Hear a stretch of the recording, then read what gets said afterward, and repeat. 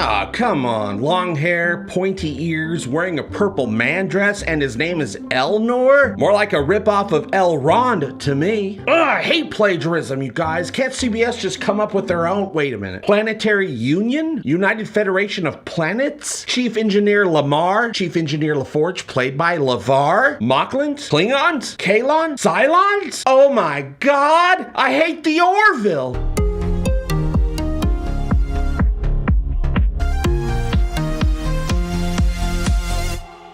Hey gang, I'm JP and welcome back to Egotastic FunTime! The fourth episode of Star Trek Picard Absolute Candor, directed by Jonathan Frakes, has Jean-Luc and his new crew take a detour on their journey to Freecloud when Picard orders a stop at the planet Vashti, a planet where Picard and Raffi relocated Romulan refugees 14 years earlier with the help of a sisterhood of assassin Romulan nuns. Jean-Luc is reunited with Elnor, a young Romulan he befriended during the relocation, and despite feeling abandoned by Picard 14 years ago, binds his sword to his mission to find and save Data's daughter from the Tal Shiar. Meanwhile, Narek continues his attempt to learn more about Soji while his sister girlfriend grows more and more impatient. Absolute Candor gets Star Trek Picard back on track with moving the show's story forward with an incredible amount of world building and an entirely new way of understanding just how close Jean-Luc is to the Romulan refugee crisis, which to me started all the way back in the TNG episodes Unification, Parts 1 and 2. Jean-Luc left Starfleet out of protest when the Federation broke their promise to help the Romulan people in their time of need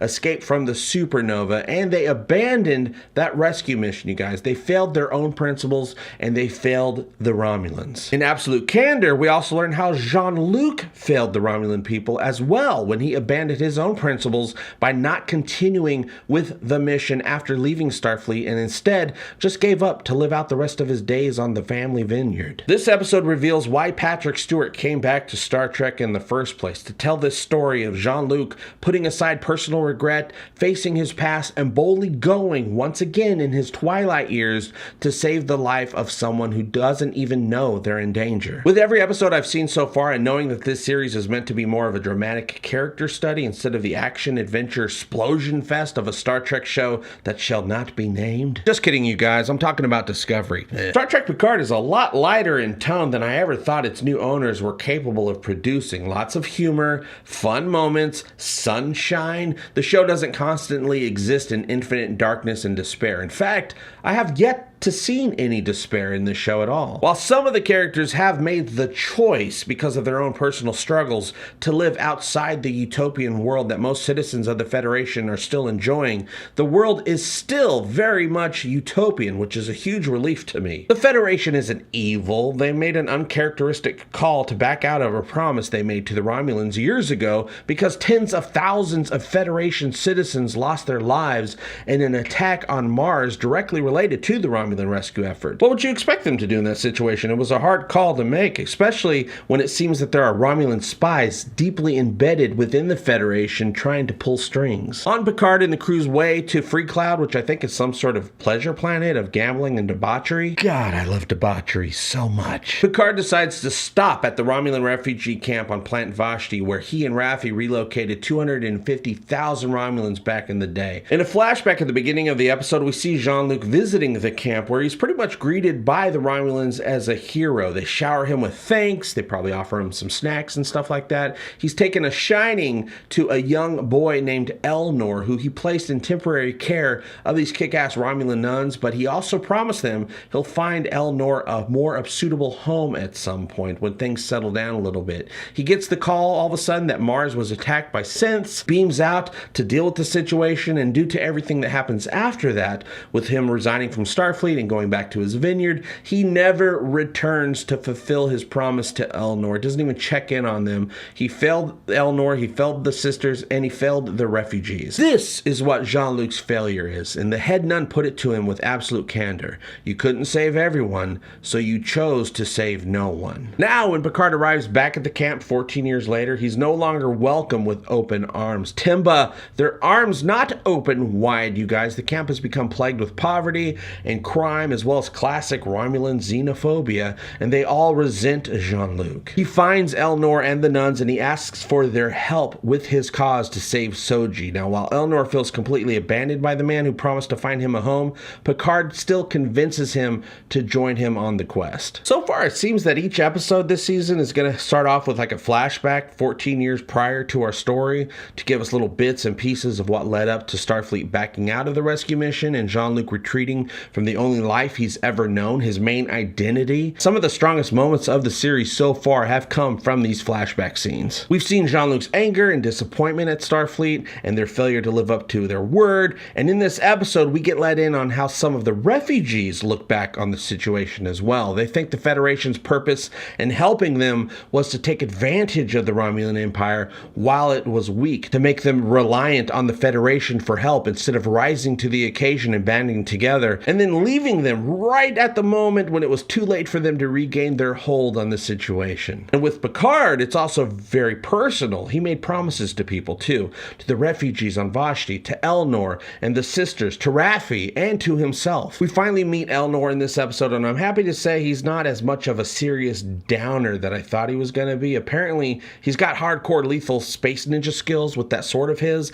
and he definitely considers Picard to be like a father figure, at least he did when he was a boy. But I loved the moment when he mentioned that he remembers Jean-Luc's stories about Data, and that he remembered Data had a cat named Spot. Fan service! Mentioning Spot was the good kind of fan service, though. Data is the main catalyst to the entire series. I mean, that's the reason we're on this mission. It would be kind of weird if we didn't talk about him every once in a while. Well, I thought the little boy that they cast to play young Elnor did a great job. You did well, kid. I loved it. It was great. Kudos to you. I do have to say they don't look very similar to each other. I didn't believe that that little boy was once Elnor and that grown-up Elnor was once that little boy. I mean, it's a small complaint, but their eyes weren't even the same color and their accents were different, but oh well. Good job, little guy. Frakes did a great job of establishing Jean-Luc and young Elnor's relationship in the flashback scenes, you guys, so we can see where Elnor is coming from when we meet up with him 14 years later. Towards the end of the episode, when Picard is leaving the Romulan camp and he takes down that Romulan's only sign at the cafe,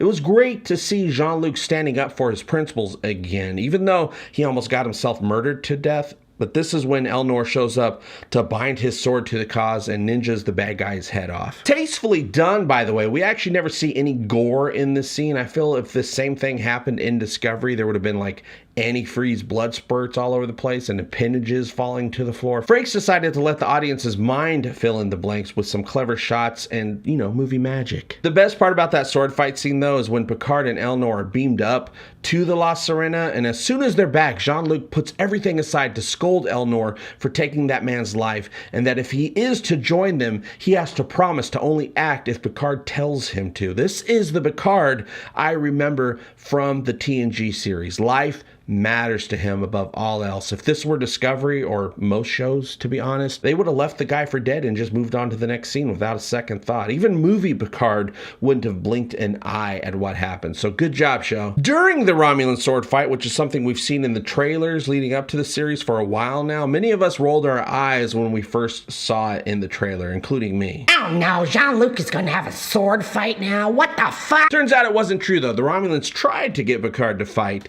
so that they'd have an excuse to kill him. They tossed a sword at him just as the other guy, took a swing. Picard defended himself really quickly and then instantly threw his sword to the ground because he refused to resort to fighting. He would rather die trying to find a peaceful diplomatic solution than actually resort to violence. That, my friends, is Jean-Luc Picard in a nutshell. I also love that they decided to recreate Jean-Luc's study on the ship's holodeck. Not only does it keep the adventure grounded in realism, but it also probably saves a lot of money for the production, which I'm all for, by the way. Nothing ruins a movie or TV show more quickly than throwing too much money at it, because that's when they start relying on flash instead of substance. And despite a couple weird lines of dialogue that I've noticed in this season, there's a lot of substance and layers to this story. When Jean-Luc freezes the holomatrix outside of the holographic study that they're in, it would have been cool if the fireplace also froze, but he was pressing pause on the outdoor part of the simulation, not the inside where they're all hanging out.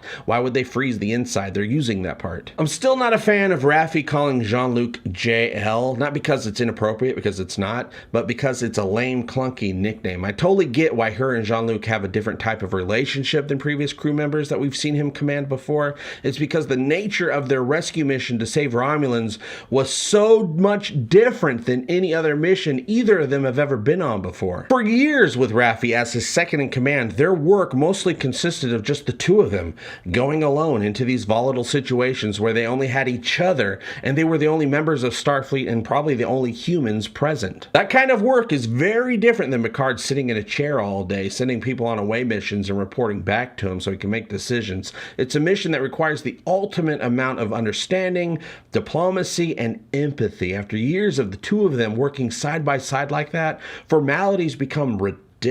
Raffi and Jean-Luc have a relationship unlike any other we've ever seen him experience 20 years ago when we last saw him. I'm grateful the writers decided to have Jean-Luc Picard behave like a human being and actually be changed by his life experiences, as opposed to being a carbon copy of exactly what he was 2 decades ago. I mean, it would be the ultimate insult and a complete lack of understanding of the human condition if they did that to him. I'm absolutely loving all the different holo characters we've been introduced to since we've met Captain Rios. The hospitality hologram was hilarious. He's just part of the ship's base functions and Rios can't stand him, and the hologram knows Rios can't stand him. We also met the ship's holographic weapons expert, who's a dusty, long-haired Latin drunkard who mostly just speaks Spanish, and that dude was totally hilarious. All the holo programs on the ship are very telling of Rios's personality. I mean, he's a lone wolf. He wants to be alone, to drown himself in his own self-pity. All the holo characters look just like him because it helps him feel alone even when he isn't alone. He's a wannabe goth,